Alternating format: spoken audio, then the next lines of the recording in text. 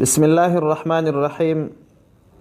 یو ورور پوښتنه کړې ده، وایي موږ په شراکت باندې د کرایې کورونه لرو، هغه کرایه یې راټولوو، په دغه کرایو کې زکات سته او که په هغه کورو کې زکات سته؟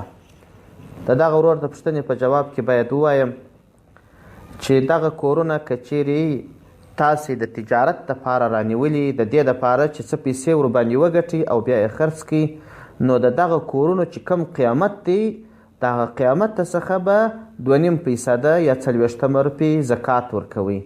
او که مو د دې دپاره جوړ کړي وي چې تاسو دا په کرایه ورکړي، هغه کرایه یې راټولې کړي، هغه د ژوند ګزاره ورباندې وکړي، نو بیا د دې دوکانو او د دې کورو پر اصل زکات نسته، بلکې یوازې د دې دوکانو چې کومه کرایه راټوله سوه پر هغه باندې زکات سته. هم که کال ورباندې تیر سو پر اصل باندې پر سر باندې زکات نسته.